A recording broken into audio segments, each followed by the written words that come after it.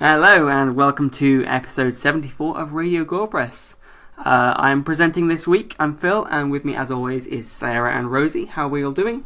Hi, great. Everything is fan-freaking-tastic. Everything is A-OK. Isn't it, Sarah? Yes. Yeah. We are all good here at Radio Gorepress. Party time Everything at Gorepress Heights. Everything is fine. Pimpty tear Like- here at Gorepress.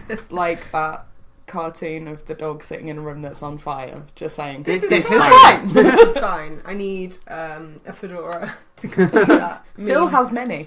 a fedora and a fire. To Maybe complete two. that. You have 3. One of them is green. You'll have. Oh, that was a costume. That doesn't count.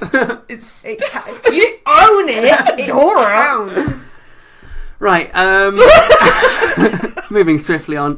For those of you who are listening for the first time, come join us on social media. We are on Instagram, Twitter and Facebook. Just search Radio Gorepress, you'll find us. Come say hi. We also have a Patreon where you can subscribe for as little as $1 a month, where you can get access to our Discord server where you can talk to us directly. And $5 will give you access to our mini-sodes that we release each week, or each episode. And on top of that, we also have coffee, or Ko-fi, however you pronounce it. Ko-fi. Ko-fi, like I hi-fi. decided, like Okay. Ko-fi. Ko-fi, fine. It's definitely If you coffee, fancied giving us a bit of a tip for the hard work we've been doing. Yeah, basically you can just chuck us a few quid to buy us a coffee, but we don't actually buy coffee with it because Yes, we we're very do. poor. No, we don't. Why did I? No, we do buy coffee every week. But we don't spend that money on it. No, that goes towards the hosting. Yeah, which we really need help with from January, actually, guys. So Insert Kristen Wiig meme. Help me, I'm poor. And finally, check out our Redbubble store where you can find some cool designs that we've done for merch. I was about to say, I'm like, am I going somewhere with that? you're going to get to the actual I merch bit? I suddenly lost how to brain. Cool. Stuff. We've got some cool stuff, and you want it. You Yeah. want the cool stuff. Yeah. So, what has everyone been watching this week? Nothing. Big fat load of nothing. Literally nothing. I saw a trailer. Rosie spent 2.5 minutes doing research. Was it even a horror film? It was. No. And No. It was. But I can't remember which one it was. Was What it is it? Mandela The Effect? Invisible Man. I have Mandela seen the Effect. trailer for Mandela Effect. We did talk about that last time. We mentioned it briefly last week. Yes, we did. So yes, I have seen that. It's something that's coming out soon. Oh, I know that one. Yeah. Yeah. Like most trailers that you would watch. Actually, Was it I've B-Movie seen- 2? I've seen a whole bunch of trailers for films that came out 2 years ago that I still haven't seen. So I've been having an exceptional amount of downtime from screens, and it's been really nice. Like What's that like? it's so liberal. I've been making a lot of friendship bracelets. I'm wearing 2 of them. I know. I haven't taken them off. Look, I'm wearing one as well. My wrists remain unadorned with friendship bracelets. Fuck you! This one. We better make him a... I made a special Radio Gorepress one for Sarah that says "Stay spooky." Why aren't we selling that in the merch store? Why aren't we selling that on the merch? Because Redbubble can't do that. And we're not making everyone our friends. And hi, slave Why labour. aren't we making everyone our Why friends? can't everyone be our friends, Phil? Why do you hate people so much? If people listen to this People are podcast, they dicks. are ostensibly a friend to the podcast. If not family, they're all our Gore Gorepress not fam. family. If you join our Patreon, you become family. we cannot accommodate you That's for Christmas dinner. that's the new $50 Do not misunderstand. I'll do tier. You'll Oh, fine. Everyone round to Rosie's. Everyone round Let's to all pile mine. I've got enough plates, but there's nowhere to sit. So if everyone could just like Hover. stand, squat. Everyone could squat and eat their Christmas dinner. That's what the Japanese do. I don't think that's how they eat Christmas dinner. How do you know anything about Japanese Christmas? Do you? Very little, if I'm honest. The Japanese culture around Christmas dinner is that they squat. Yeah, every dinner. As Jesus They did when squat and then when he was born. launch roast potato. real. Just launch roast potatoes at each other with a pair of chopsticks. That's racist. Oh, but them squatting to eat their dinner isn't. They're very good at like. Right, so in yoga... It's a very Asian thing. It's very Squatting like with the Pan-Asian feet thing. flat to the floor. Yeah, Yeah. so I know what you mean. I can't do it. So No, because it's very Pan-Asian thing. I go to yoga and they sort of do the yogic squat, and my heels do not touch the floor. But like Asian cultures spend a lot of time doing that, like hip opening stuff. And they like wait for buses and stuff. Just doing a squat. Yeah, and like the Americans are inventing trousers with chairs in them. I was about to say, Asian trousers already exist, Americans. How dare you. Trousers have been around for a while. Well, you know what I mean? Like, there's a thing. Yeah. Like, there's pants and there's like... Is this like when our friend Lou said that she wanted to invent a blanket with a hole in it that you could put your head through, and I had to break it to her that ponchos already existed? No. Trousers with, like... A bum in. With a bum already in it. That's just trousers. That's just everything that isn't chaps. Just filled trousers. Pre-filled trousers. Inverse chaps. No, because What? Just pants. just bum patches. Are you talking about bum patches? Right. So, they exist. You know, like... Yeah. You know, like those camping cups that you sort of like... that erupt from nowhere. Yes. I like used to have, snakes in a can. I used to have a Cadbury World one of those. And you kind of go... and it like pops out of nowhere. Like, a collapsible cup. Yeah, telescopic. Like that, but pants. like you had... I don't know So, how okay, else to describe So you like Right. pelvic thrust and just a chair pops Yeah, out. so when you have a kind collapsible cup, you'd kind of do this like whatcha thing, and then it'd like. Yeah, But do you have to like just squat really heavy and then a chair falls out your ass? I don't have first-hand experience, but I assume so. Yeah. just like bounce on your legs and then a chair comes out your bumhole. Yeah. Are you bumhole? That was too graphic. I don't think it's like. Just like a monopod No, it's in the trousers.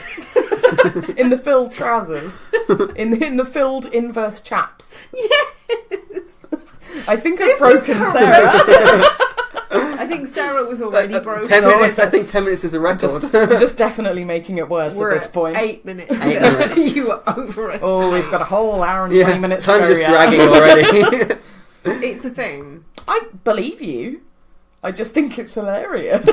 Like collapsible straws are a thing now. But they don't come out your bum. But trousers.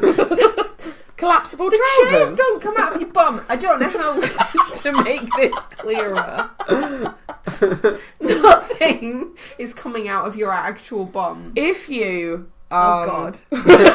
if you drank out of a collapsible cup, not collapsible trousers. If you drank out of a collapsible cup, oh my God, what if you had collapsible trousers that you could just like shunt and then the whole thing would just fall down? That's just trousers, isn't it? That's just trousers that are a couple sizes too big. Do you want to see my collapsible trousers? It's the worst chat up line I've ever.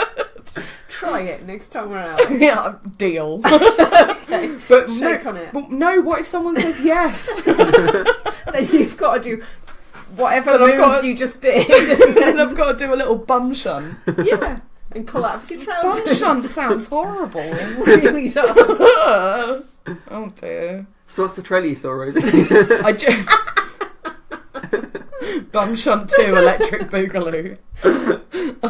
Would watch. I've got no fucking idea, to be honest. It was really good, and I meant to mention it on the Discord. I did see the trailer for The Colour Out of Space, Oh yes, I haven't talked seen about that that yet. in Discord. which Looks underwhelming. do you know what? I think it looks like it could be really beautiful, like visually speaking. Yeah.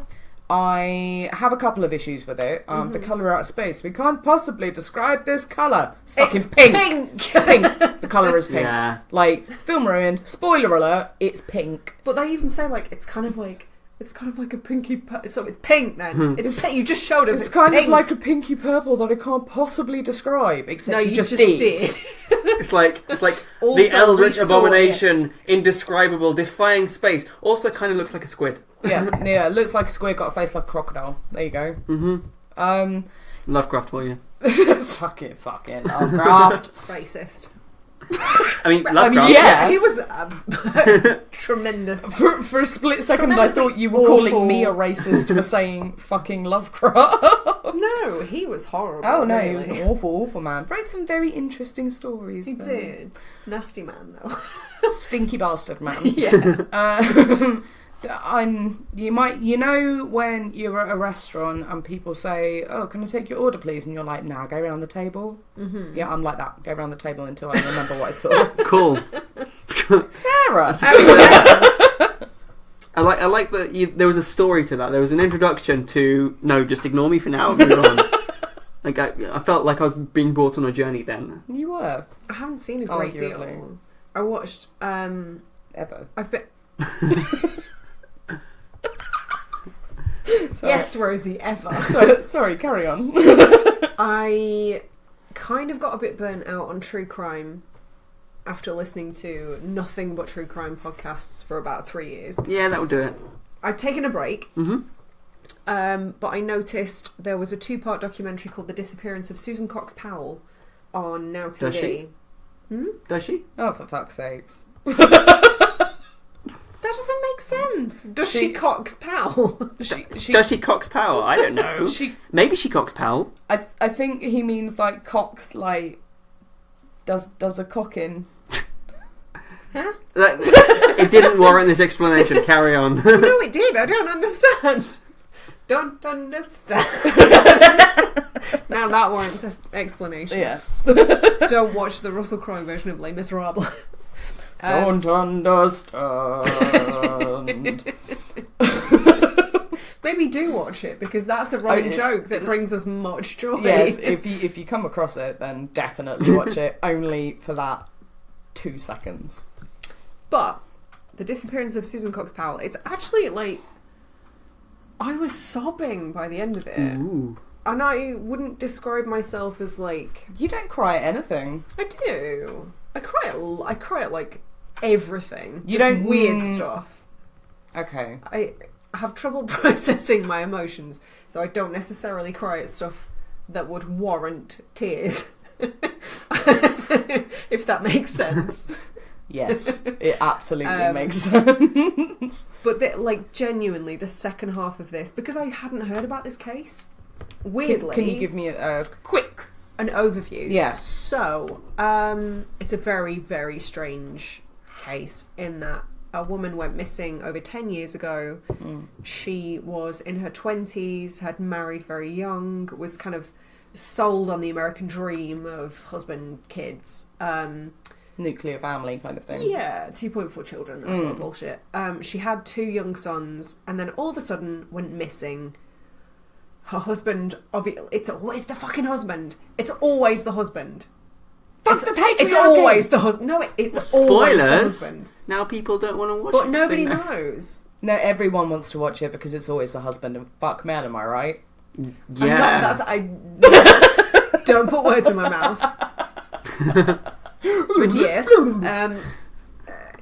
it doesn't really solve the case. The case is unsolved, so that's not a spoiler as such. But it's very twisty-turny. Her father-in-law was a very, very sick individual who filmed her, kept her underwear in like Ziploc bags, and like it was beyond obsession. Yeah. And they found all this kind of years after the fact, and it's so what he filmed her like before she went missing. yeah Right. Okay. yeah, because she's very much presumed dead at this Yeah. point. So it's not just like she went missing and then random stuff started turning up. Okay.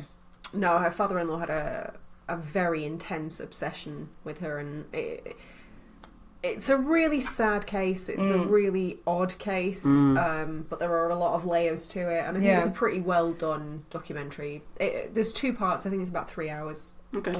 You've watched the whole thing? Yeah. Okay. Yeah. Definitely worth a watch. Okay. really Sounds interesting, but very sad. I won't give away the culmination of it, but it's very sad. I still haven't seen anything true crime-y apart from, that's not a word, apart from Mindhunter, fucking loved. Thought it was amazing. Yep. Actually thought that it might get me a bit more into true crime, but I haven't delved into it since. Okay. And the other thing Maybe that would be a good... Yeah, potentially, actually. The other thing was Making a Murderer. Which I got fully invested in. So, Phil and I watched at least season 1 of that together. Yeah, I don't think I've seen season 2 of it.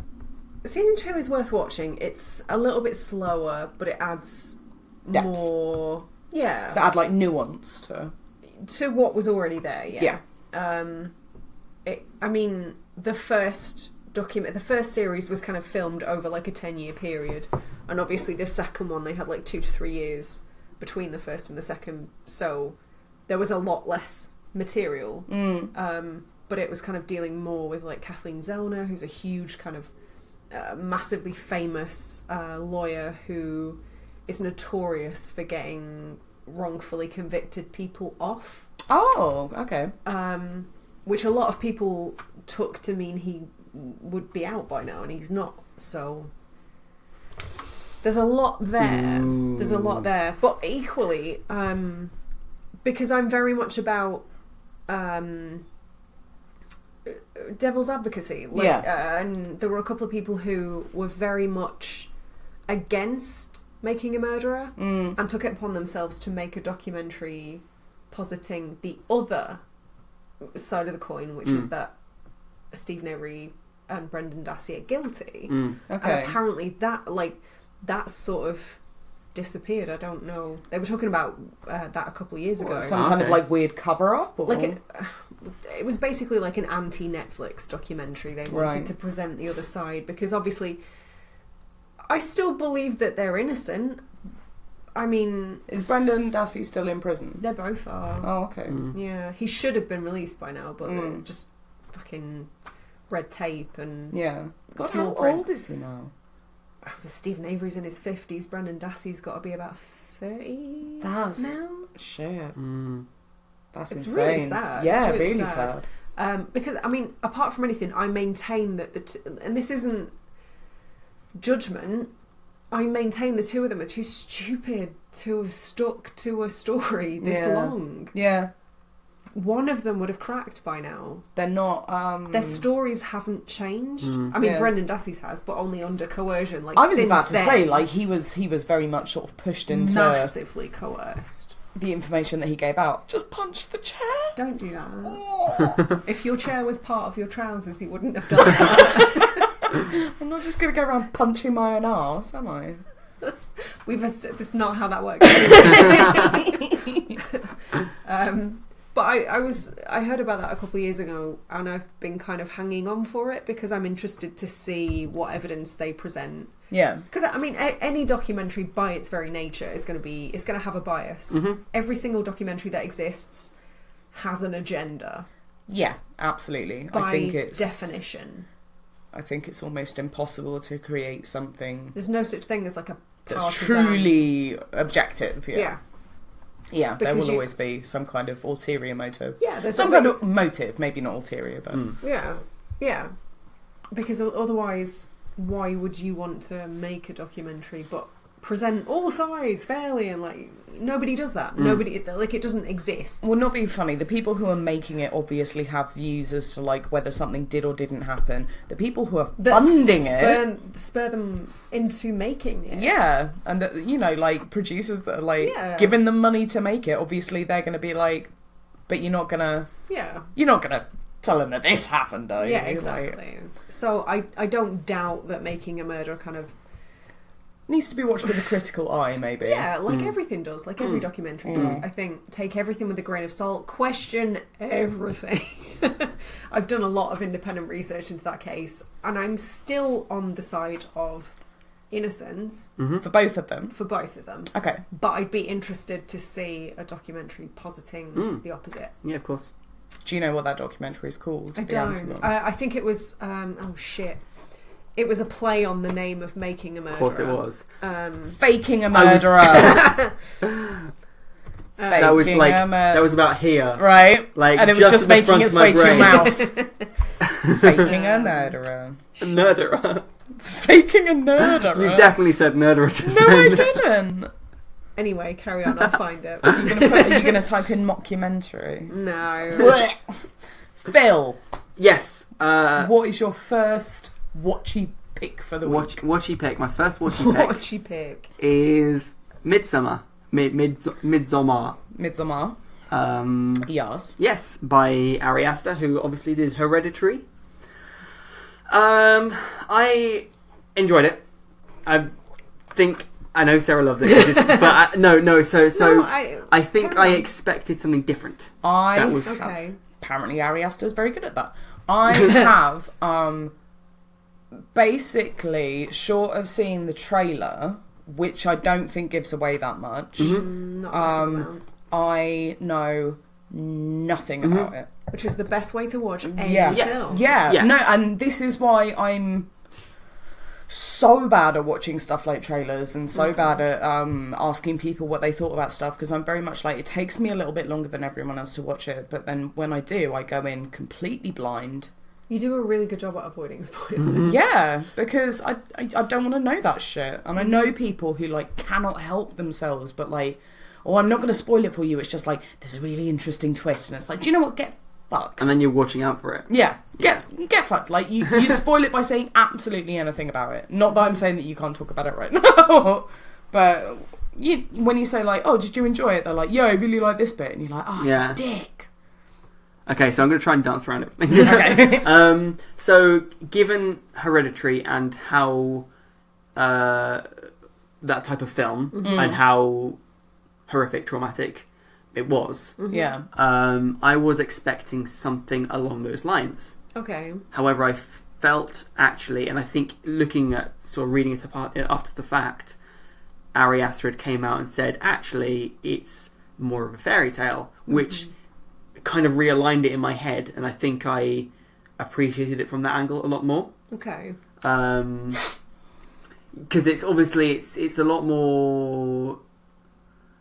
It's a lot more just unsettling than Hereditary was. Massively, like the undercurrent throughout. I think. Sorry, like again, without spoilers. Yeah. If you've seen the trailer, none of this is new to you. But I think a huge part of that for me is the fact that it was so well lit and brightly coloured. And that in itself, in the context of horror, it's massively jarring. It's really bold. Yeah. It's really different, and it's really fucking unsettling.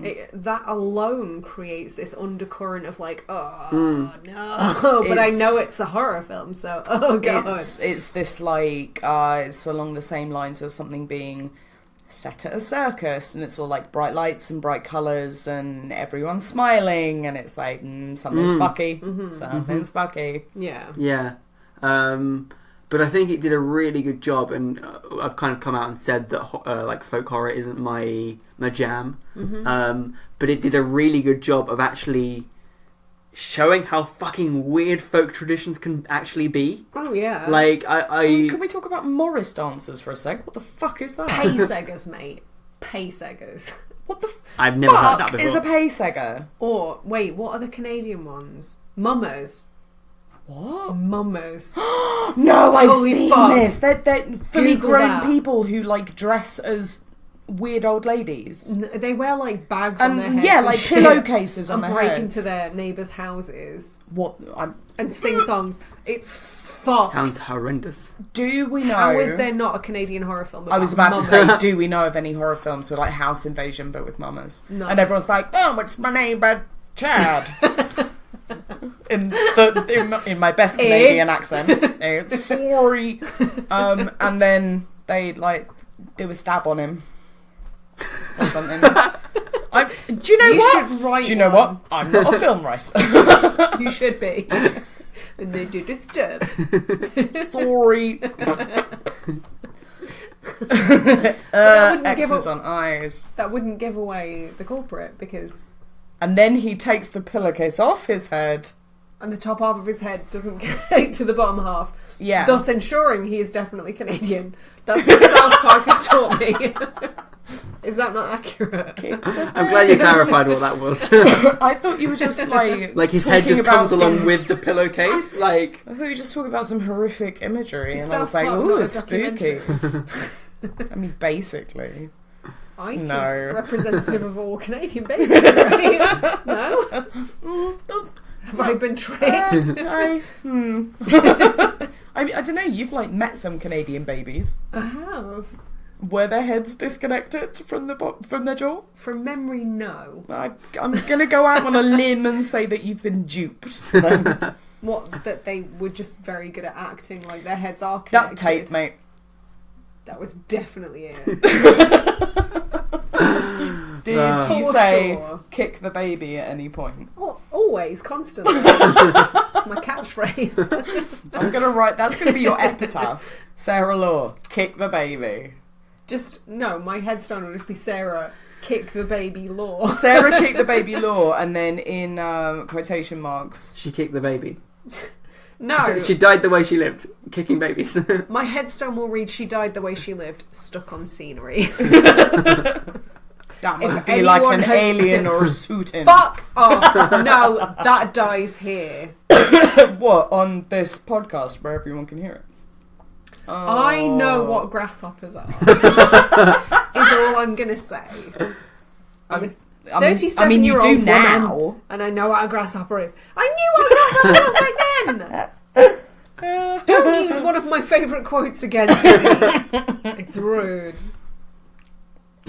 So, Midsummer. But yeah, like Hood and Horses and stuff, all that Kentish weirdness. The hoodening. Yeah, like I hadn't heard of that until we went there, and I'm like, I feel very unsettled by this. What the fuck is going on? I love the way that you say, like Hood and Horses. Like, everyone in the world has a fucking clue. I mean, I what you are expected that to talking be about. elaborated on, like in the Semi Mummers was. There is a weird Kentish, I assume it's Kentish tradition, where It's group called the of hoodening. yeah, Which is a horror film title in itself. like Isn't it just? a group of people get together, sort of like late autumn time, and put on a play, I guess.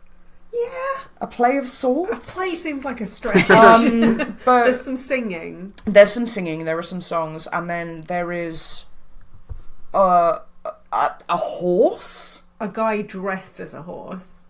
A guy Maybe two guys dressed dressed as a as horse. like an image of a horse, or like someone's It's- interpretation of a Yeah, horse. there's not a real horse. We should just make There's that not a real clear. horse. There's That would have been far less creepy. There's a man that's been introduced to a picture of a horse once, and he's wearing like what I can only assume is like cardboard boxes doused in blood or something. He just looks fucking terrifying, but he's a horse. And then there's like a hoodening ceremony. and Generally, there's- like, the horse is generally flanked by men that look like really fucked up versions of Santa Claus. yeah, really ruddy face, Yeah. great big bushy beards, Yeah. wearing like sleeping caps or something. Yeah. Is it Santa? drinking pewter tankards of ale and like shouting about horses. You're making it sound far more Right. appealing than it really is. It was genuinely very unsettling. It was quite terrifying. It was entertaining. It was really entertaining, and we drank quite a lot of tasty booze. But I think if we hadn't drunk that much booze, it would have been genuinely scary. Would not put it past them to have put hallucinogenic drugs in the booze. There was no horse. The horse was a lie. I am going to try and find some information on the hoodening, and I am going to update our Facebook with it, and I'll pass it on to you, Sarah, so you can update our Instagram with Please it. do, like, for my own sanity, because now I'm worried that it was a collective hallucination. The subconscious. Yeah. No research, no results returned for. Yeah, I will look up some information for it, and I will pass it on. But Okay. But yeah, so Midsummer So yeah, like was unsettling and it freaked really you out. drills down into that like idea of how weird folk traditions can be, and how like to the people involved they're just normal. It's fine. Like this is just what we do, and everyone accepts it, and that's fine. So it is an intensely unsettling movie. and I obviously don't want to go on too much because I don't want to spoil it. But I enjoyed it. I enjoyed it. It just wasn't the film I expected it to be based on having seen Hereditary. Did you think it would be like more of the same kind of thing? Not more of the same. I think it was just less overtly horror. I think, interestingly though, the one thing I can say without providing massive spoilers is that they're both incredibly different meditations on grief. Yes. Yeah. Oh yeah. Okay. Because this woman, I can't remember what her name was. Like, fuck! Come on. In Hereditary. No, in Midsommar, from what I've seen from the trailer, the guy's girlfriend has like some Florence terrible. Pugh. There you go. Some terrible like grief-stricken thing happened to her, and they basically take her away to I'm gonna say Sweden. Sweden would be correct. To this Midsummer Festival. Yeah. So it's kind of her like I imagine anyway. I might be wrong that it's like a kind of abstract journey through her dealing with grief and processing it. Yeah. Kind of. Yeah. Okay. Yeah, that's there is a broader interpretation where you can completely remove the horror of it and like talk about what it actually is, and I won't say what it is because but equally there's like more literal interpretations as well. Like it's a really interesting movie. So it's got some layers. Fuck yeah. Fuck yeah. It is an onion of a movie. Or a parfait. Or a buffet. A granola yogurt. Yes. Or a lasagna. It's but just... lots of those layers are the same. Oh, I guess onions are all the same. Yeah. Fair point. Yeah, lasagna's good. Onions are all the... Anyway. Sorry. Now I'm just thinking about pasta. Are we all? Carbs. I haven't eaten dinner yet. Oh no. Rosie, it's like 10:10. I'm hungry. Same, always.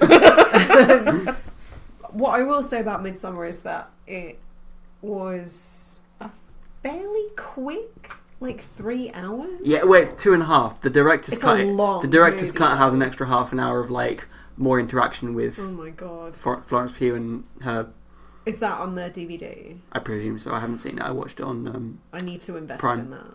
I need to invest in that movie anyway, because I think it warrants a second watch. I want to go back and pick up on all the because I've recently found there's like how in like Hill House, Haunting of Hill House, there was like which I've spooky been thinking hidden about things. a lot lately because haven't they? I know we've talked about this. Like we've touched on it briefly. Is it Mike Flanagan again? I think Yeah. so. Yeah. Yeah. Okay. Yeah, I think. Yeah. Because obviously, what did we say the second one was going to be based on? Because Turning they're the going to. screw. Okay, because it's called The Haunting of Bly House. Okay. Oh. So What? yeah, That's probably a producer decision to cash in on the familiarity. I assume so, but apparently that's out next year. Okay. Nice. Just Yeah. like, I mean, there are endless house names that you could that could go on for fucking ever. Yeah. The Haunting of a Big House. Yes. Haunting of a Big Scary The House. Haunting of Birdhouse. Do you think they are going... Doghouse. Where do birds go when they die? Nobody's ever asked that question. Bird Heaven. Exactly. Where's the series about that? Yeah, where's The Haunting of Bird Heaven? I'm Come confused. on, Mike. Yeah, Mike Flanagan with your bird law. Pick it up. I've got no idea what's happening at the moment. Is it... Oh no. Oh, are they going to do the same thing that they did in Haunting of Hill House, do you think, whereby in every scene they have a ghost somewhere in the shop? I hope so. But I don't know. Because But do you reckon you're going to be like looking out for But this it is now that it, you know 'cause, it's like, there? But I think most fans know about that now. But true, so- but then I think given how Netflix operates and how people watch things at different rates, it was a thing that was probably picked up on pretty quickly, and then because it was so popular, exploded, and everyone was kind of maybe already aware of it. I watched the Yeah. entirety of Haunting of Hill House before I found out about the ghosties. Okay, maybe. And I had to watch a YouTube video that pointed out all of the ghosties, and I was like, holy fucking shit, that's why I thought it was creepy. I love it. So good. But yeah, there are kind of hidden subtleties within Midsommar as well that I didn't pick up on. And I won't go into what they are because, again, spoilers. But yeah, I want to go back. Goats. Yes. Quickly, one last word about Midsummer before we move on. Mhm. Yeah. I will say it is the most uncomfortable I have been in a cinema maybe ever. Huh. And the thing is, There's just a scene in it.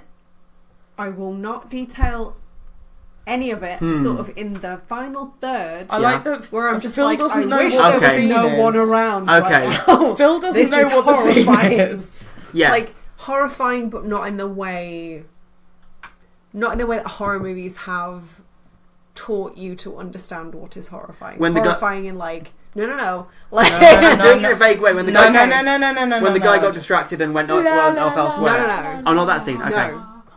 Okay. You done? You both done? You done? I'm not going to give you any details. You can talk about this after the podcast when I go for a cigarette. No details, and it's. I was about to say it's still too new to spoil, but the film that we're covering came out this year, so I'll keep my mouth shut. Really? Did this come out this year? Yeah. Us, yeah. Oh god, we are right at the end of the year. Yeah, I feel like it's been out for ages. It feels like it has. It must have been very early on in the year because I went to the cinema to see it, Oh god, okay. and I shouted at somebody on their phone. You are a very upstanding member of society when you're in a cinema, and I'm here for it. I'm all about it. I just feel like a narc. You are a narc, but do you know what? I love it because I don't have to do it, and you have the like strength of character. You haven't even been with me in a cinema when I've shouted at people directly. You've only been with me in the cinema when I've like told the people who work there to like grassed on people. I've been with you in Sainsbury's when guy. No, you got very angry. No. You shouted at them. Yeah. The guy he wasn't even doing anything. He was like gawping a bit. Got a bit? Because he thought you were pretty. No. Fuck off. And you should like that, because you're a girl. Maybe you should smile more. But yeah, you have the strength of character and the opinionated nature, which I appreciate, to tell people when they're being a fucking dickhead. I think that's just a really nice way of saying lack of filter. You're a narc. Yeah, that too. I always have been. You're such a telltale. Yeah. Um. No, I was never that do it. good. Do that now I was in the never cinema. When people are talking, just go, I'm going to tell it, with your finger on your mouth. I can't be that person. No, when I went to see this film... I'm going to go tell teacher. Fuck. When I went to see this film, there was a girl a few seats in front of us, and not even 5 minutes had gone by, and she was on her phone, and I just sort of leant over and went, Instagram will still be there in 90 minutes! Joke's on her, it was 2 hours long. 90 minutes passed and she went, well, better get my phone out.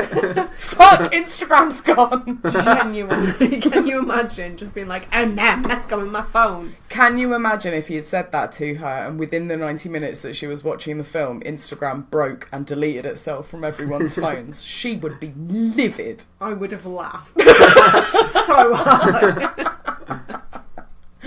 Oh no, my last 90 minutes with Instagram stolen away from me. Every single time I am in a cinema and somebody's talking or misbehaving in any way, all I think about is that comic from the Oatmeal. Yeah. I'm just like, into the dome, motherfuckers! I am always so well behaved when I'm in a cinema, to the point where I won't buy sweets that have wrappers. Mm-hmm. Why is popcorn like cinema food? It's so noisy. It's very but you can like gum it. Yeah, I mean you shouldn't. That's disgusting, but you can. You can like silence popcorn. Or you can just Suck it. let it let it sit in your mouth until it gets soggy, and then just like like skips. I was trying to think of You know what I mean? tongue on the roof of your mouth. Like La la. no, never put anything on the roof of your mouth. That's disgusting. Do you know there is an actual word for the phobia of peanut butter sticking to the roof of your mouth? Don't ask me what it is. Damn it. I don't fucking know. I was going to ask what it was. peanut butter roof of your mouth itis. I don't fucking why know. didn't you tell me that? But that is the thing. People don't like food on the roof of their mouths. Okay, good to know. Do you? No. Do you? I mean, I'm not averse to it. I I can't say I like it. It's not something I actively go out and do. Oh, this would be nice, but I wonder what it would But be like on the roof of my I mouth. don't feel particularly horrified when it happens. I've just Everything you eat, you're just like, oh, why isn't this a word that's original? I've just never put something on. I've never like stuck food to the roof of my mouth and been like, yeah, Well, neither have I. that's the ticket. But I'm not phobic about it. I What's the trailer you're watching, Rosie? I am learning. Oh fuck! I am learning some very new and interesting things about you, Phil. Phil, food stuck to the roof of your mouth, Taverner. I can't fucking remember. I can't remember. What happened in it? I watched it on YouTube. Yep. Well, I'm going to talk about one last thing that I watched. Go for it. Which is The Big Sick. Oh, with Kumail Nanjiani. Which is... What that smell?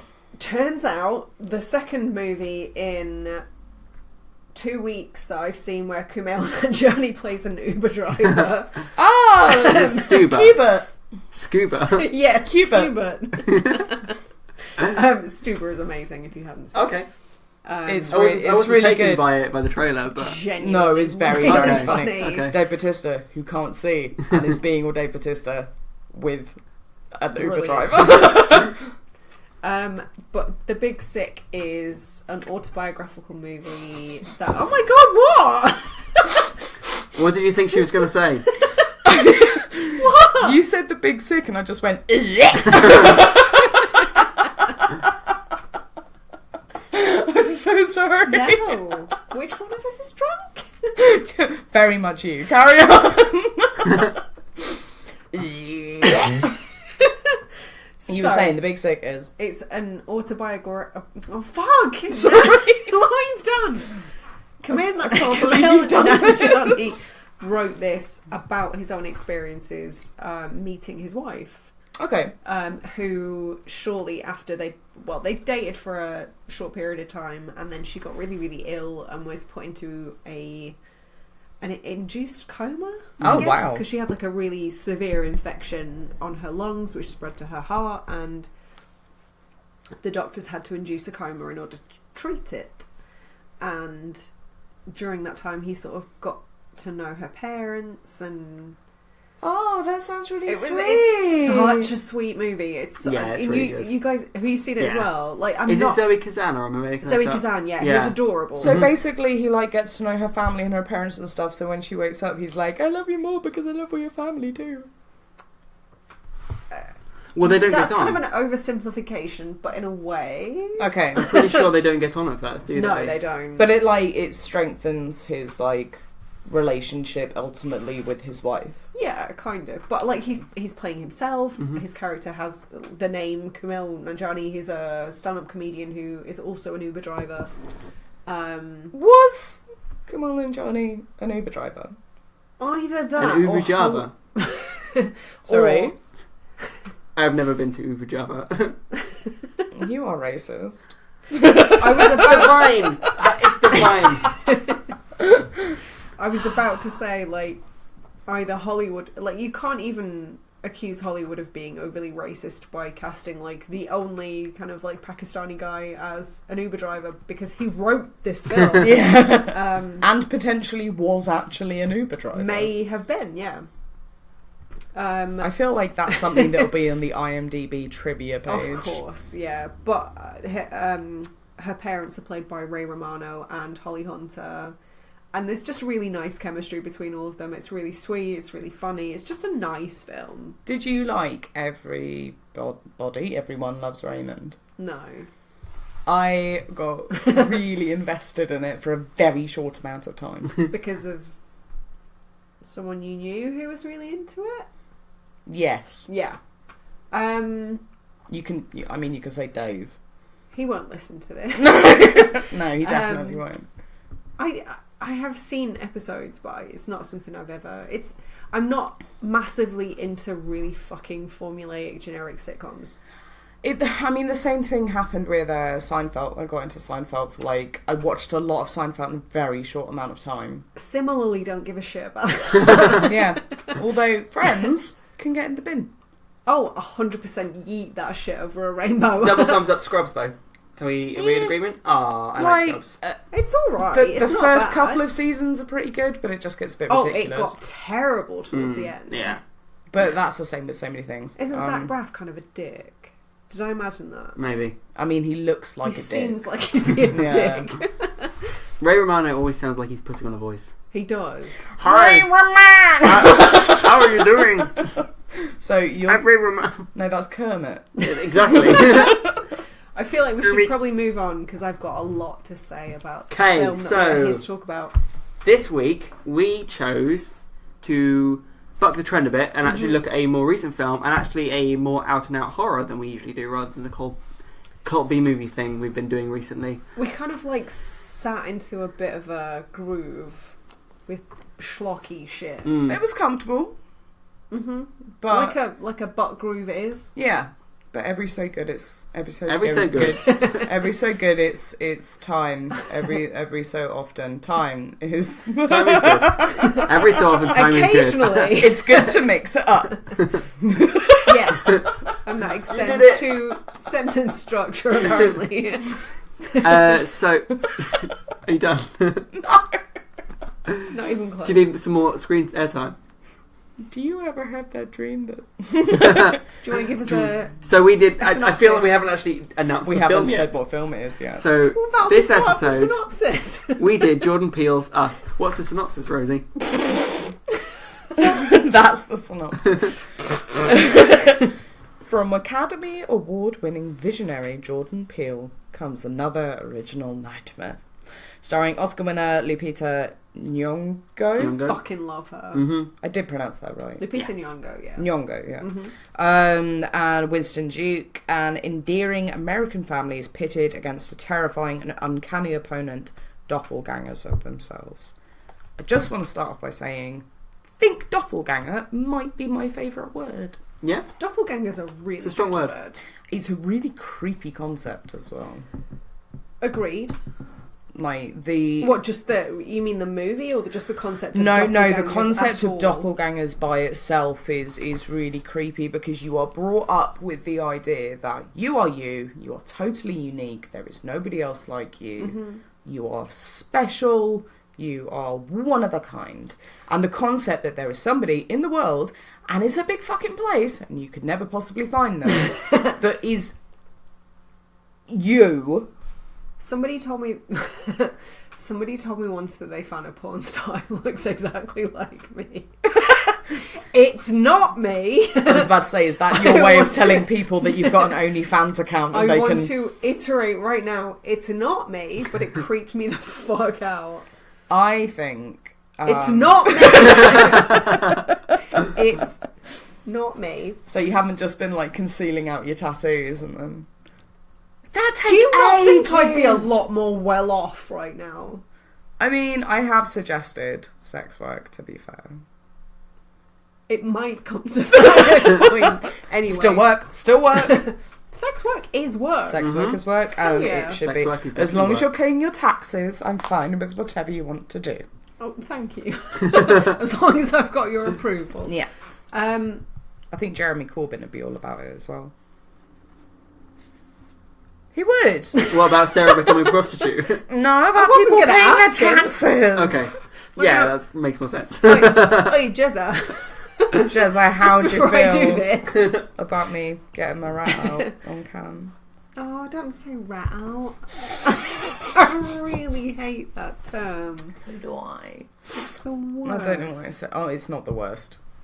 It's definitely not the worst. Even saying it's up there in terms of rat out is just horribly Vivid. yes. It's Big Sick. That's what the Big Sick is actually. That is my big sick. Yeah, it's just people getting really grossed out. Yeah. So this was a first watch for you, Rosie. It was a first watch for me. Second watch for me. For you. Third watch for me. Yeah. 3 times a lady. 3 times a charm. Yeah. First and second time's a charm, obviously. It was great. It's been really high up on my want to watch list. Okay. Like, it's been right up there. So if I had the opportunity... Fuck's sakes. I can't say right up there anymore. Right up there. It's been rammed up there. Just don't double down on it. Make it as explicit and vivid as you can. It's taken the... No, I'm not. I'm not going to get that. But it's been at the top of my want to watch list. If I had the opportunity, would absolutely watch it.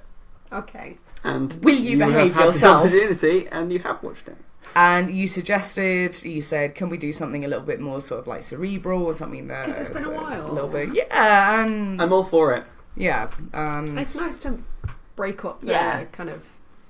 Don't say monotony. No, I'm not about to say monotony. I really enjoy doing shit like Body Melt. We had a blast. But it's nice to not just do that. Yeah, we have our fingers in many pies. We do. We wear many hats. We have many pies. Rack. We have many hats. Many pie hats. Many pies. Many pie around our fingers. That we're fingering. We're fingering many hats whilst wearing a pie on our head. Yes. I mean, you might be. Rude. Right up in that pie. All about it.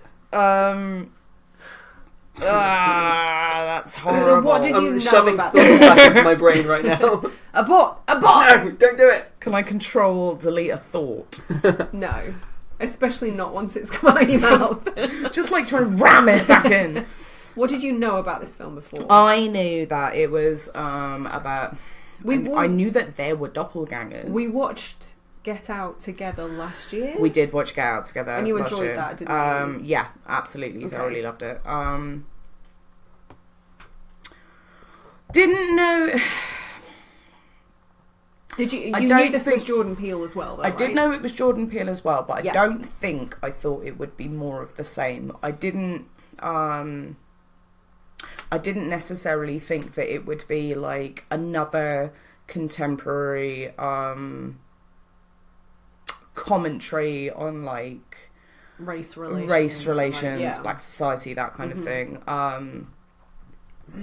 I did view it as like it's really difficult to kind of pinpoint how I felt about it when I saw the trailer, because obviously I was super excited about it, really interested in it, definitely wanted to watch it. Yeah. Knew there was like a doppelganger thing, but past that I was like, I genuinely have no idea what this film is going to try and say. Same. When I saw the trailer, I mean, the trailer kind of sells it as like a more of a not formulaic, because obviously they present the doppelganger aspect in the trailer. Yeah. But they present it as more of just a house invasion movie. House invasion and that particular family. Yeah. When actually the scope is much wider and it has a lot more to say than that. And it starts off as being very kind of myopic towards that family, and then as it goes on it kind of expands. Yeah. And it expands quite gradually but steadily throughout the film. Okay. Up until the point where it's like the problem is like a macrocosm. It's like which was something I made a note about, and something that I found very interesting, the fact that... Can I just take a very brief moment to just say, if you haven't seen this film, perhaps watch it before... Like, we're going to get pretty heavy into spoilers. Yeah, we've got a lot to say. There's a lot to unpack, and We're going to talk about it in detail, so perhaps, unless you're not bothered about spoilers, maybe watch the film before you continue listening to the podcast. I think you'll get more out of the show as well if you watch the film before. Agreed. So yeah, turn off. No. But come back. Come back. Don't leave us. No. Yeah, what starts off as a very sort of, like I said, myopic problem, which is intrinsic to one woman, steadily becomes her sort of like nuclear family, which then becomes her nuclear family and her group of friends. Yeah. Which then spreads to the news on the town, and then from there it just steadily builds and like expands and morphs into this like much bigger systemic issue. Yeah, 100%. And I think that's sort of, a lot of people are convinced that the title is kind of a giveaway, because not only is it us as in the family, apparently there's like, as with everything in this movie, there is a duality, and a lot of people sort of see the title as having a dual meaning in that it's us but also US. Yeah. Because even like the characters, like when they are first faced with their doppelgangers, she says, "We're Americans." We're Americans. Yeah. The T-shirt that is it Adelaide? Yeah. Is wearing is like holding hands across America. Yeah. Apparently, that's where the entire idea originated. Like Jordan Peele saw the promo for Hands Across America from, was it 1986? 1986, yeah. And he was sort of struck by how inherently like weird and creepy that was, and just like, the music, really, and the really notion culty. Yeah, and that again sort of spans throughout this entire film. This idea of like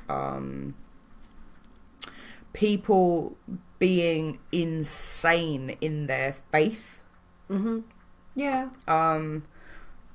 I'm aware that I'm like skipping right to the end, but obviously like this is the first time watching. Well, you me, are and and you're not, because the first thing we see throughout. is the Hands Across America promo. So it kind of like tells the story. Flanked by sort of VHS tapes of things like Chud 2, which is people coming from the sewers. Yeah, like really on the nose. Everything. Did you see me like turning my head sideways? Like, oh, okay. Literally everything's been thought about. Was the Goonies there? I didn't actually take a look. I feel like the Goonies was there. Yeah, it was. I've got a note here that says says people going underground. Everything has an intent. Like every single part of that film has been very. None of it is accidental. Which is one of the things I really like about kind of directors like Jordan Peele, is that it's not just horror, it's horror to say something. And I think it's one of those things where, yes, you can have your really schlocky horrors that are just jump scares and whatever, but actually horror as a vehicle is fantastic and has always been used, as we've said before, to represent certain fears of society at that particular time. George Romero is a really good example. And you will get kind of films that crop up that are more sort of, kind of around the Red Scare and stuff. There was a lot of like doppelganger body horror stuff, because the idea of the enemy within, the original, not the original, but I still love the Donald Sutherland body snatch. Just like that moment of him just like I love head that. Back eyes, that iconic sort of pointing. I love it. Oh, hello. Sorry, Jesus.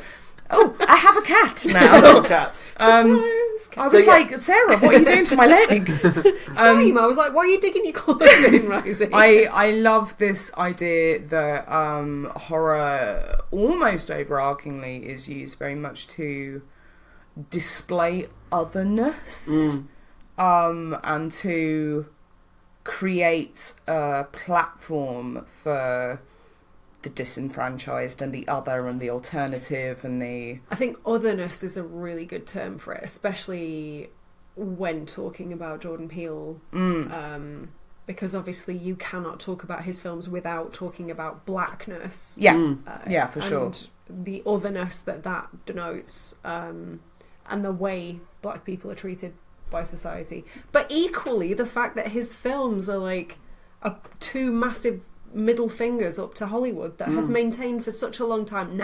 Majority audiences won't see a film that's just black people. There's like a wholly black cast. Like, fuck you. Of course they will. Look at Black Panther was the big one. Weirdly, Lupita Nyong'o and Winston Duke. Yeah, absolutely. Who apparently went to university together. Oh, really? Well. That's adorable. It's so cute. And then you've got this like surge of black-dominated cinema, which is becoming more and more prevalent, which I think is fucking amazing. The Hate You Give was really good. And I love that. That made me cry a lot. And was it Get Out that was like nominated for an Oscar? It won an Oscar. Well, presumably if it's Academy Award winner Jordan Peele. I think he won for screenwriting. But I think like the script won an Oscar. I mean, but up until that point, it was just such a Horror films have not historically historically been acknowledged by the Academy at all. No, so not only was it like a horror film, it was also like predominantly black. A black horror movie. And like, it was a black helmed horror movie. Acknowledged by the Academy. Breaking boundaries. You could argue that it's tokenism, and that's like... I genuinely don't think it is though, because why would... I don't know. Why would it get to that point? Do you think if you argue in terms of tokenism, then it would be they were waiting for a film that good to come along? Yeah. But then it still stands in its own right as like an incredible film. I'm not for a second saying it doesn't deserve it. Yeah. I think it is very well deserved, and I think he's got such a unique, important voice. But the cynic in me sort of would not be surprised that they saw their opportunity to and ran with it. But yeah, realistically, does that matter? It doesn't matter. No, as long as they're not just picking films arbitrarily, as long as it goes to deserving films, which it did in this case. It did. But even then, to presumably a young black filmmaker or an aspiring filmmaker who sees a black helm film inspirational. That is going to give them so much inspiration that they can reach that, and it's more like even not just that it's giving them inspiration, but it's also going to open doors professionally, because whether it was a cynical move, whether it was tokenism, it's still opened a floodgate. It's still going to change things. Yeah, absolutely. Definitely. And the first change in a world like that can be like the smallest thing, and it can be the smallest action, but it can make the biggest impact. 100%. I'm really, really excited to see how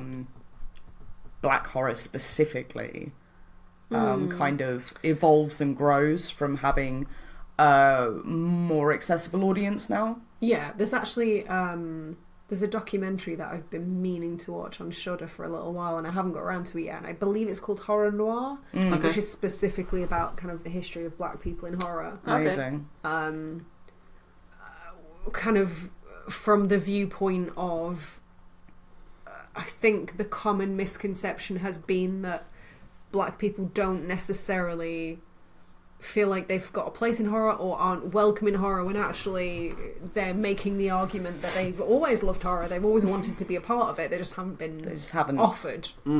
Haven't been afforded the opportunity. Yeah. And I think that it's just a vicious circle, isn't it? Yeah, of course. Whereby they don't get the opportunities, then they therefore they don't go for it, which means they get disenfranchised and so on and so forth. Yeah. No, I'm really excited, and I think that people like Jordan Peele are definitely paving the way for it to be brought into the mainstream. I mean, he's done it. Yeah, he's done it. I mean, yeah, absolutely, and I'm all about it. I'm totally here for it. I cannot think of a thing I do not like about Jordan Peele. Yeah. One of the things that I think I love most about Get Out and Us is that I think horror films that incorporate comedy can really heavily suffer. Yeah. Because I think a lot of instances the comedy comes along and punctuates the horror. It kind of it deflates the tension. It deflates is the perfect word. Yeah. When you say punctuate, you literally mean like punctures holes. That's the word I'm after, like no, I totally get what you mean. Deflates is the perfect word, but I feel like in his films he's sort of hit his stride and found the perfect way to... Is very nuanced. Yeah, he's incorporating comedy, he's getting laughs, but it's complementing the horror. It's not and detracting from it. That in turn gives the films more kind of credence as films, because if you've got a horror film and it's like, oh, we can't be funny because it's horror, like that's denying the personalities of the characters you're writing. If you're writing characters that can cope well in tough situations and still have a canny wit about them, which then of course they generally can do. Yeah. Then of course they will be funny, and some people do cope with in horrific circumstances better than others and laugh. Yeah. This is it. Every funny moment in that film, every funny moment that I've noticed in like films of that ilk, have been points at which somebody is unerringly human, and it might be a little bit slapstick, and it might be kind of like somebody with a quick one-liner, but it's all stuff which is very feasible. It's very imaginable in that situation. It's not a situation where somebody comes out with a line and you're like, what? Nobody would ever say that. Why are you saying that? That's not... Like, I think it's important to sort of make the distinction that I would never describe this as a comedy. No, absolutely not. But it has comedy. It has dark comedic quite moments. well. Yeah. Yes. And I think... And I do think punctuated was a good word, actually. I think if you do it wrong, it's like punctured, and if you do it right, it's punctuated. Do you know what I mean? Yeah. Like it's a nice little full stop. I totally got what you meant, though. But yeah, the idea that like things are, like phrases are created and ended by little spots of comedy throughout. It shows a writer who understands the rise and fall of tension in a film. Like absolutely. you can't be building to a scary moment and then like have a funny moment that then just suddenly removes that. Everything. It comes after that kind of relief of like the scary thing has happened. Therefore, now you get to now have it's a a bit funny. Yeah. I think a lot of that comes down to the fact that Jordan Peele is inherently a very funny man. His comedy is stuff like Key and Peele. I love Key and Peele. I know you're a big fan of Key and Peele. Yeah. And again, it's not just comedy for the sake of comedy. It's comedy to comment on it's a social commentary. It serves a purpose. And what what a black person, what it takes to be a black person, for example. I think that he's got a really sort of like tight grasp on what is funny. His finger is on the pulse. Rather than what is a joke, he knows what's funny. Universally so as well. He uses that to his absolute benefit in this film. Like there are moments that are so relatable universally. But I think again you can sort of tie that back to the misconception that Hollywood's had, that has held for so long, in that majority audiences, mainstream audiences, won't want to see a film like this with a predominantly black cast, but you're sort of, that in itself is othering them.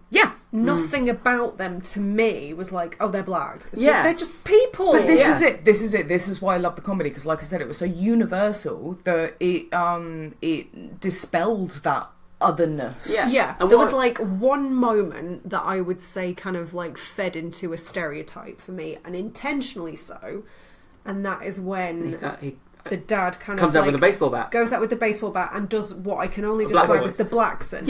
And said like, but if you want to get crazy, so, then we can get crazy. But that's in an attempt to be intimidating, kind of like acknowledging that that's how people feel about that way of speech. And a lot of that comes, if you look at their comedy, a lot of that comes from playing with conceptions of what blackness is.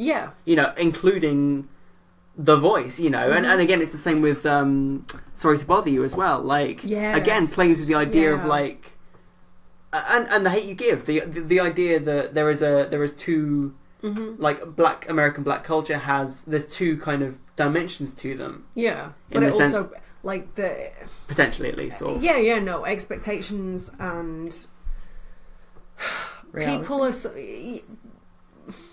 We're fed these images, and people are kind of expected to fit into these moulds, and it's ultimately bollocks, because of course everybody is so it takes away your individuality that you're supposed to be a stereotype. Doesn't matter what colour you are, doesn't matter what your background is. Stereotypes are ultimately bollocks. It's, I mean, the concept of stereotypes, the idea of like, it's funny because it's true, holds to a certain extent, although I don't think it's that funny. But going back to the idea of what I was saying about how I think that's when you're born, when you're brought up, you're brought up to believe that you are one of a kind, you are special, there's nobody else like you. Which I think is bullshit. We should stop telling children that they are precious snowflakes. There needs to be, but I believe to an extent that everybody is unique and that they all have these very subtle idiosyncrasies and nuances to their personality that makes them different from everybody else. I agree. I think special is the wrong word. Yeah, no. But I agree. But then the idea that you are brought up to believe that up until a point where you are entered into society and then you are one of a bunch of people because of the colour of your skin or the way that you talk or the people that you hang around with or what school you went to or how much money you earn. Like, and how can one reconcile with the other? Yeah. And I get it to some degree because I think speaking sort of personally, like a lot of our friends look similar. Yeah. A lot of the people we hang around with have like weird coloured hair or tattoos or like we kind of dress in a sort of nerdy way or whatever. So I think there is definitely an element of what I would call tribalism. Like hangs with like. Yeah. Yeah. Your vibe attracts your tribe or whatever the fuck you want to... Yeah, I know what you however mean. you want to phrase it. But I think very little of that has to do with the colour of your skin. Absolutely not. Which has been kind of like the common misconception up to now. I feel like also we're... It's 2019. Right? I know. Like, do you know what I mean? I know. Like, prejudice be left at the fucking door. There's no place for it. It should be. It's proving, but if anything, that there's just no fucking place for it anymore. You say that, but I have seen it with my own eyes off the back of things like Get Out and Oz. Yeah. I've seen racism within the horror community leveled at these movies. I've seen people call Jordan Peele racist against white people. A, that's not a thing! Not a thing! Oh B, my God. How? Explain. Positive discriminate. Oh no, darling. No, but it's got it like, so wrong. I don't understand how somebody could begin to argue that. You cannot be racist about white people. You can't. You can't. No, because you have to be in a position of power in order to be derogatory about... to discriminate. Yeah. If anybody thinks that somebody is being white racist people have against... always been in a position of power and it fucking sucks, but it's the fact. And if you believe that it's possible to be racist against white people, you need to check your fucking privilege. Yes, 100%. But I think a lot of people sort of saw... So... Okay. the family that are friends with the main characters. Elizabeth Moss. Yes. Elizabeth Moss. Can I just say for a quick moment, Elizabeth Moss and Lupita Nyong'o are two of the best female actors working in the industry today. Such wonderful physical acting. Both of them. Facial features are incredible. Like Elizabeth Moss has such a striking face. Yeah. And actually, it sounds horrible, but like it's actually strange that she has become such a that she's not homogenous. Because she is so she's not traditionally beautiful in the kind of Hollywood sense. She's very striking, but she is not blonde, tanned, white teeth, attractive. That kind of thing. Yeah. She is fantastic. She's so good. Nyong'o is. Lupita Nyong'o is one of the most beautiful women on the planet. Right? Like, mind-blowingly gorgeous. Genuinely in love with her. Her and Letitia Wright in Black Panther as well. Jesus. I love Letitia Wright as well. Absolutely beautiful. Stunning physical actress. Like, good. The fact that she won an Oscar, didn't she? Or was she Oscar nominated? I don't know. She either won or was nominated, but rightly so. But the fact that she kind of works on that idea of duality and plays two completely different people brilliantly, though. But like every single part of who they are as characters. Oh, the physicality is incredible. Apart from being a mother. There is nothing alike about them. Yeah. And it's not even like it's not even like to the point where it's opposites, because I don't think it is. No. No. But there is, like you say, a duality there. Well, I say duality because that's a word that Jordan Peele himself has used. Yeah. And has referenced the he's obviously Michael Jackson. Yeah. For example, crops up. The young Adelaide is wearing a Thriller t-shirt, which they talk about. A lot of the characters have a single glove on. Yeah. And that was all intentional because apparently Michael Jackson is sort of considered the pop king of duality. So that was intentional. The physicality is just insane. But not only that, I cannot remember who it was, but apparently in an interview, Lupita Nyong'o stated that she based the voice of Red on a... I don't think it was a specific person, as far as I'm aware. Oh no, I heard it was I think she got a bit... an ex-president. Oh really? Yeah. Oh yeah, no. So yes. Vocal but I think So basically, that's the thing. So I think she actually got a bit of flack from it because she used this inspiration as of people with like kind of unformed vocal paralysis. Because that's sort of how they speak, and but it was kind of tied. She was accused of being like ableist. Well, this is the thing. It's like because she was using that feature as like, oh, it's a monstrous character who has this voice. Then obviously everyone who it's kind of assumption that everyone with that same sort of feature, their voice is also monstrous, and that's not. I true. understand that complaint if you don't watch the movie to the end. Yeah. I mean, as soon as we will talk about the twist. As soon as you talk about the twist, it makes explicit sense and is actually a really important facet of that character to drive that point home, I think. I understand why people were maybe a bit pissed off. But well, it's like we kind of hinted at a couple of weeks ago with Joker, in the sense that like mental illness has as a basis for a horror movie villain. You know, it's a really like it's tough touchy, ground. Yeah. It is touchy. I think there's a very right and a very wrong way to do it. Yeah, definitely. What I will say about the twist. Yes. I called it. I absolutely Did called you? it really early on in the film. I didn't. To the point where when she first walks into the Hall of Mirrors and she turns around, so she does, there's a shot where she sees her doppelganger and she does something very theatrical, which is known as the silent scream, which is from Brechtian theatre, from Mother Courage and Her Children. Which is in itself it's like a socio-political comment on the feeling the pain of like your children, like the loss of innocence and like your children dying and stuff. So like I thought that was super interesting. What I also thought was super interesting is there is another silent scream in the film. Is that which is when I don't know her name, like Elizabeth Moss's shadow, and then it turns into the laugh. But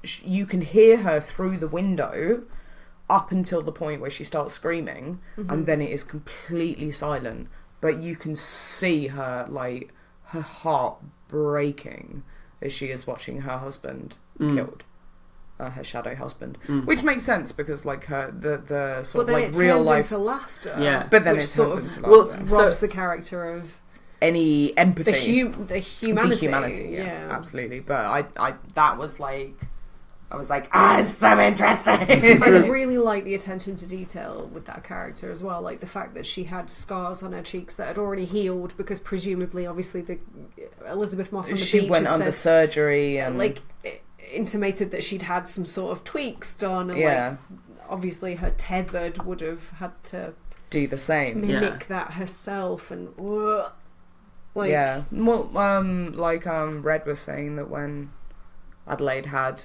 her son, he was born by cesarean and she had to do that herself, and he was born to fire, and like that's just horrific, isn't it? So yes, can we talk about a quick theory that people have posited online? Yes, we can, absolutely. Love a good theory. So obviously Red is actually Adelaide. Yep. A lot of people have put forward the theory that the son is also the tethered. Okay.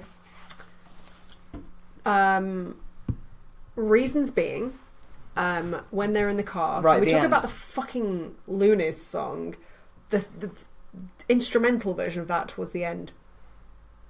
Perfect. Yeah. But when they're in the car and she's like, oh, like, you know, Get with the on- rhythm. and she's off beat, and Yeah. the son doesn't. Everyone else is just like, But he's like, oh, okay, this Yeah. is...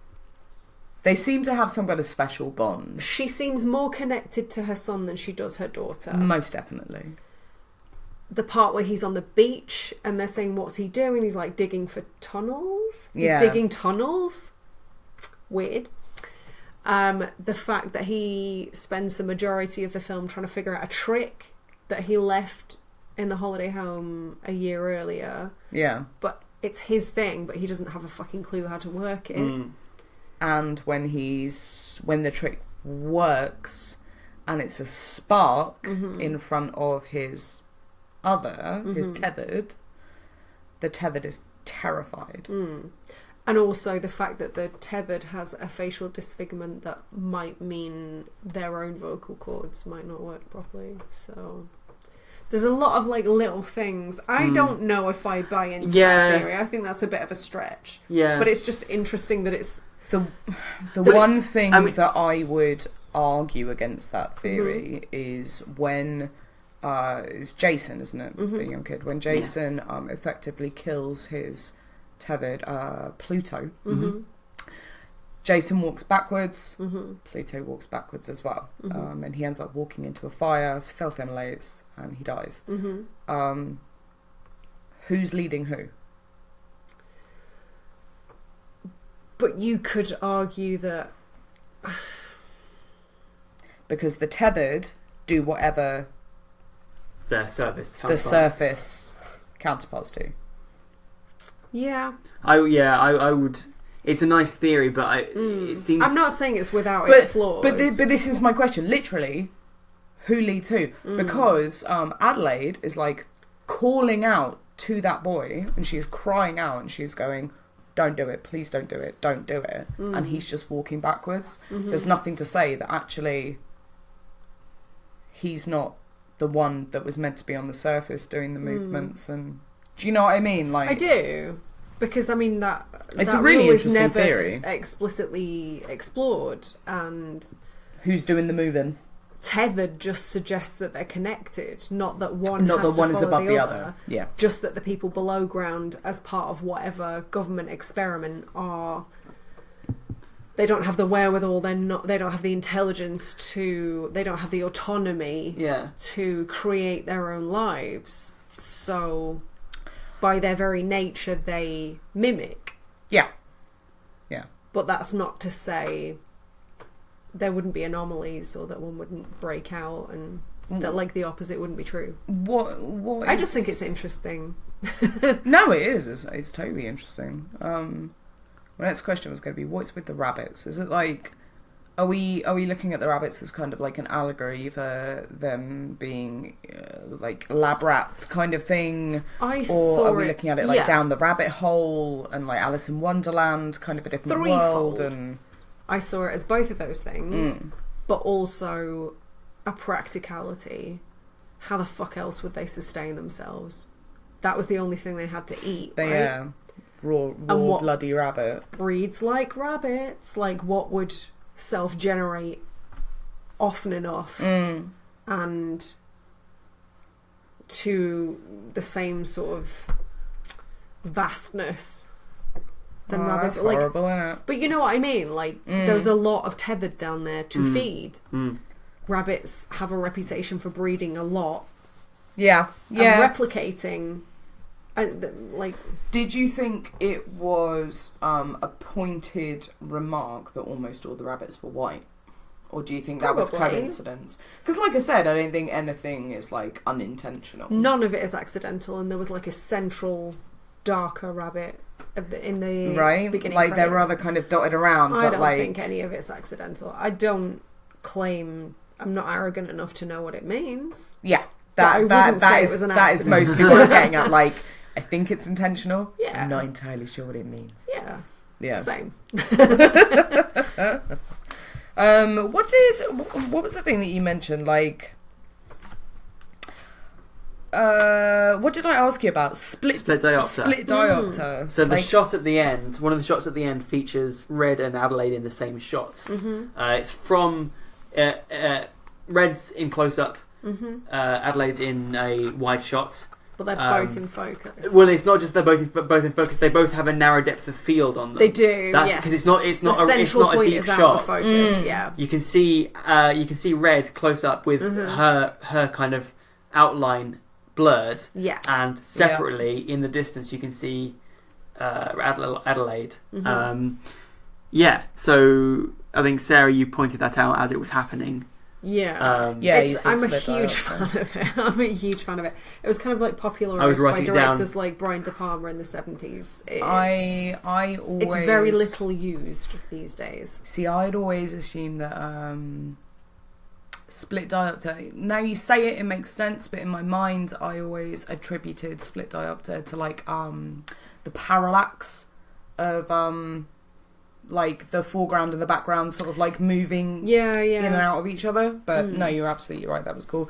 It's sometimes called a split focus diopter. Yeah, because that's the thing in focus is split. And obviously it's great to note in that sense the sameness but the duality as well. Yeah, they're the same shot but they're in separate focal lengths. And also like, as an audience, you know that's not how cameras work.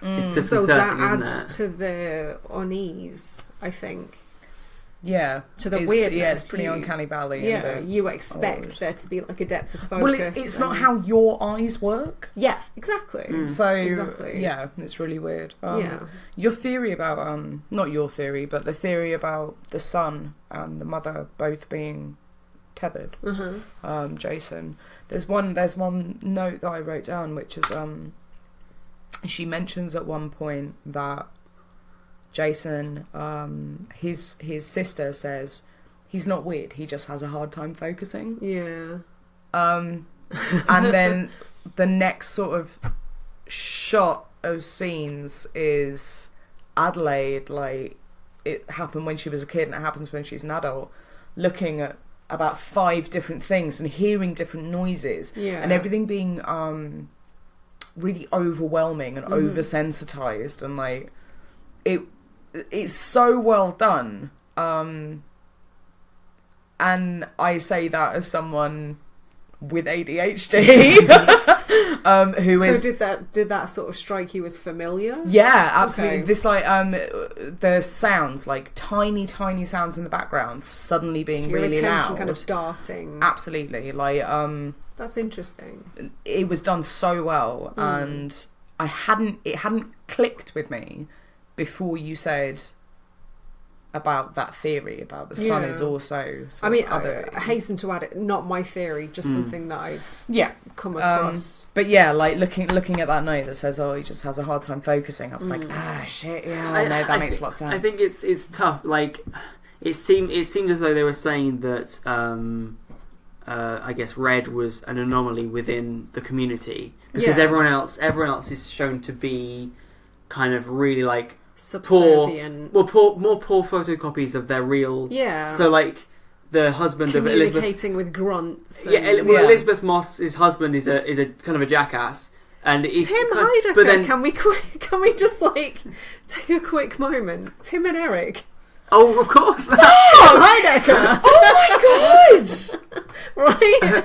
I knew I recognised him from somewhere. First time I watched it, I was like, I know that guy. And I was like, Tim!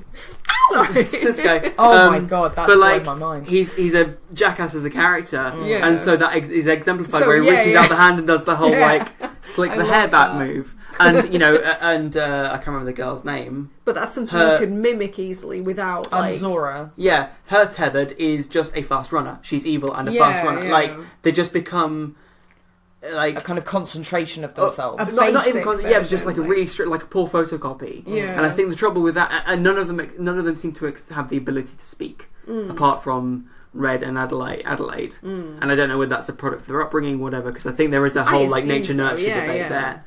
but they've or both, the intelligence to speak. They've both spent time on the surface. Yeah. I think that's the difference. One of them gained their sanity, one of them lost their sanity. And I think I just want to talk briefly about because we should probably think about winding up fairly soon, but towards the end, the face-off between Red and Adelaide, when everything becomes clear, just the fact that it's kind of like juxtaposed against the dance of like the very young version of themselves, and the fact that it becomes obvious that the below ground version is actually the far more talented dancer, and that's mimicked in her in Red's movements. So I've got down here. Far more adept. Red is graceful. Adelaide is animalistic. Yeah.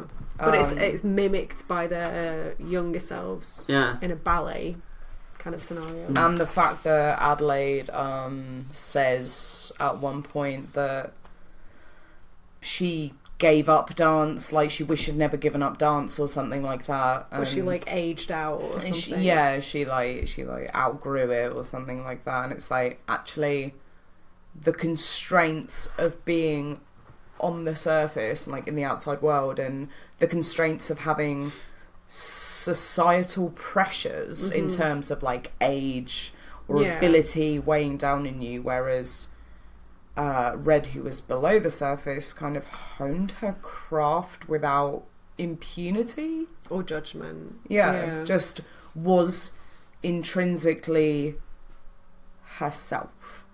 More experimental maybe, without like the confines of like traditional ballet perhaps. And admittedly, like she got her comeuppance. Like she dies in the end, but which is really sad. Can we just sort of say it's really sad, and it's a really kind of like quite poignant moment, because I think I'd be surprised if at that point people aren't aware of like the twist, if it were. But like seeing this quite animalistic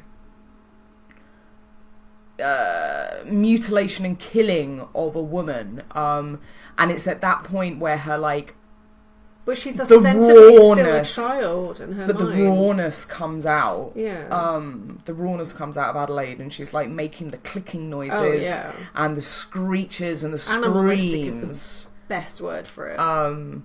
Is very like visceral. The way that she kills, and it makes it really obvious that like she was the one that was below all the time. I found that like super interesting. There were a lot of other hints at it. Obviously, when she goes, so many like little tiny things. Obviously, the Hall of Mirrors that young Adelaide goes in has a big sign saying "Find yourself." I love shit like that. And the fact that Adelaide knows exactly where to go. Adelaide, yes, nice. She never stops and kind of looks around. She knows where she's going because she's been there before. So actually, there are a lot of hints. One thing I really fucking love is the instance of 11:11 throughout this movie. I'll be honest, hold my hands up, I don't know the significance of the Bible passage. Jeremiah 11:11.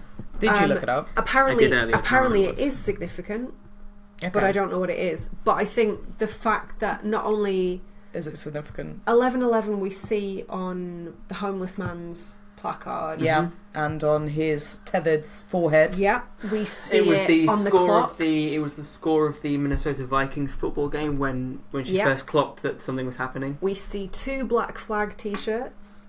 The logo, of course, being when they're on the beach, they're in a line and their shadows are. I didn't notice that. I didn't see that.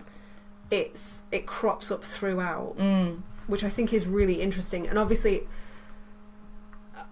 I do know that the Bible passage is significant, but in a more literal sense, I think parallels is just. Do you have the Bible passage? I do. It says, "Therefore, thus saith the Lord, behold, I will bring evil upon them, which they shall not be able to escape, and though they shall cry unto me, I will not hearken unto them. Oh. That is Jeremiah 11:11. So people crying out for help and not being listened to. Yeah, people crying out for help and not being listened to, and kind of like it sounds a bit Judgment Day as well. Yeah, like your time will come and nobody will care. Mm-hmm. And yeah, you have these people coming up from the sewers. The sewers apparently wreaking fucking havoc, just killing. But like the fact that Red, whether it's because she is more intelligent or whether from her nature, from where she's from, like she knows what the outside world is like, so she has more basis for comparison and a base of reference, but she becomes a god. Mm-hmm. She is a god to these people. Yeah. And she trains them. Mm-hmm. And she learns how to communicate with them, and she builds this entire society. But I think it's so adorable because it's on the basis of Hands Across America, because that is all child Adelaide knew. Yeah. That was her revolution. Yeah, her emotional limit is kind of like stunted at that point. And she goes through like the trauma of childbirth and marrying a guy, not because she liked him, but because she had to. It was predetermined. Yeah, and just this, it comes back to what I was saying right at the beginning, this notion of like a cult. It's very much a insanity in faith. Oh yeah. And kind of how I think that powerful but dangerous that can be. 100%, but I think that transcends like everyone. Yeah. But yeah, I agreed. Very dangerous. Yeah.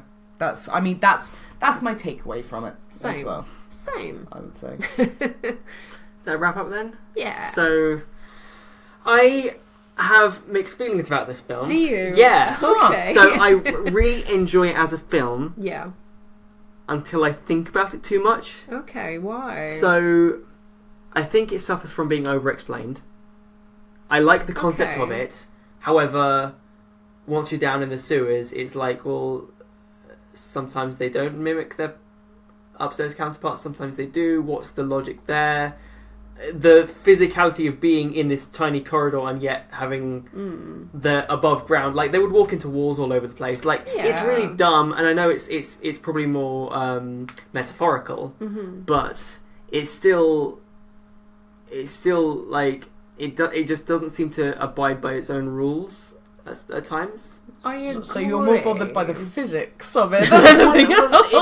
It's such a good concept. That it's a shame they don't that it isn't executed as accurately as it seems to. It should be. I know exactly it's probably a minor gripe. Saying. I know exactly what you're saying. I think there's a lot of it that doesn't make sense. Yeah, but I think I watched this with my mum.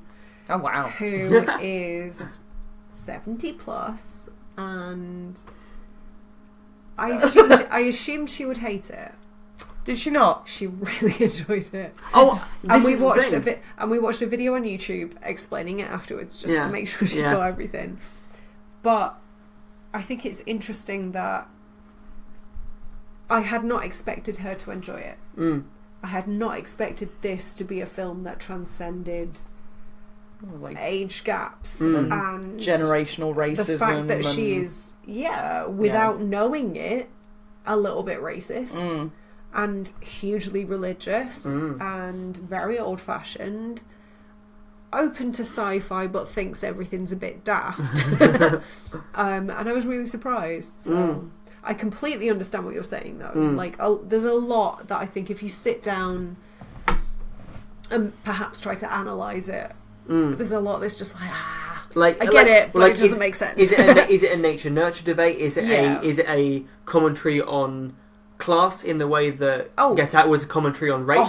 100%. I think it's all of these things. I would say, personally speaking, I would say the overriding takeaway to me is that it's 100% about class. Yeah. The class divide, the underclasses, the haves and the have-nots. Yeah. Oh yeah. And then the rising up and taking back of power, and they literally talk about taking back power. Yeah, which is probably wish fulfillment. Yeah, to some degree, but yeah, to me that's if Get Out was about racism in America today, I think this is about the class divide. Yeah. More than Not anything. saying it isn't. And above all, I do really enjoy it. Really love it. Like, the acting's fantastic. The music's great. If only to see different instrumentation, which sounds like a weird thing to show. But I love that. I remember thinking there's a whole of...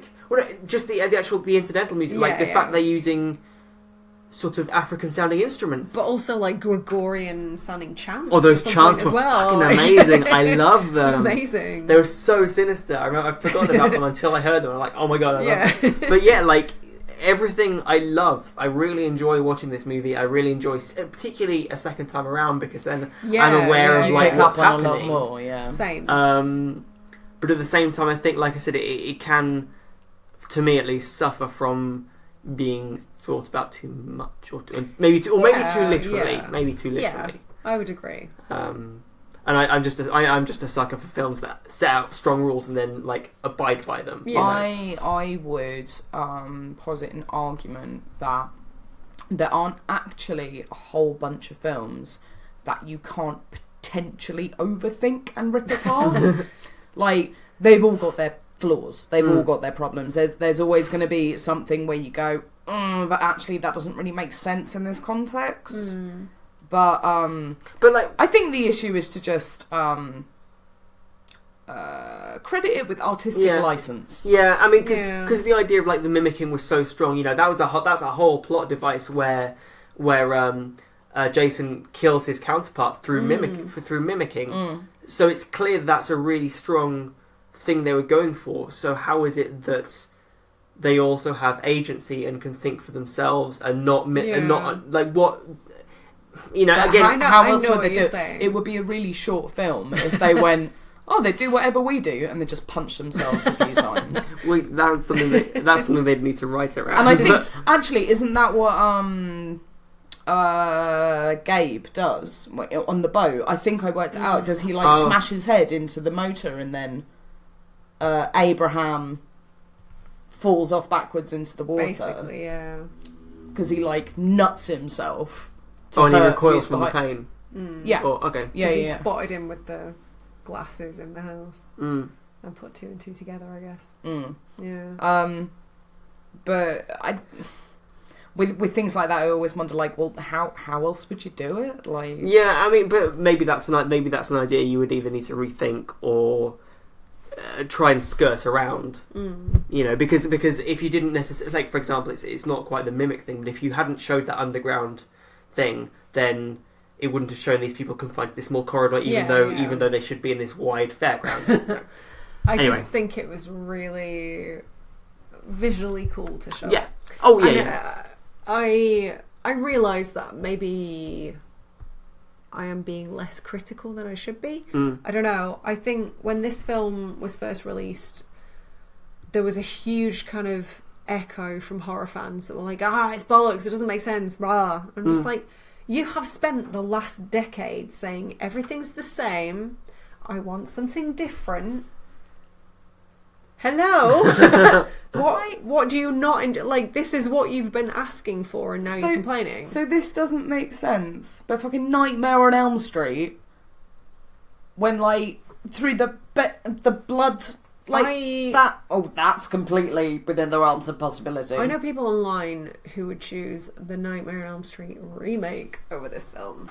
They can get in the fucking bin. We don't talk to those people anymore. No, we don't. I think you are absolutely entitled to your own opinion. I also think. Nobody said he liked it. I love it. I really loved both times I've watched it. I think you can enjoy something and also and be critical of it. Yeah, absolutely. Yeah. I totally see what you mean. I am more than willing to look past it. Same. I mean, as a fan of like sci-fi. Yeah, You've like, gotta shit put that really up in the makes air. sense. Like, June had the Shia Halud, a massive fucking sandworm. Like, Sometimes you've just and got... then somebody rode it. Like, nothing. It doesn't have to make sense for it to be good, is what I'm getting at. It doesn't have to make sense for it to be good. I believe that Jordan Peele has created a good enough and a well-rounded enough universe that this is just... I mean... Semantics. Kind of. Sort of trying to find tits on an ant. Semantics. I appreciate what you're saying, and I don't think anything should be above criticism. Yeah. But this is a film that I massively enjoy. It's a film I enjoyed more on second watch, just as much on third watch. And I think as a metaphor, as a message, or as an empty horror movie, it's hugely enjoyable on all three levels. Cool.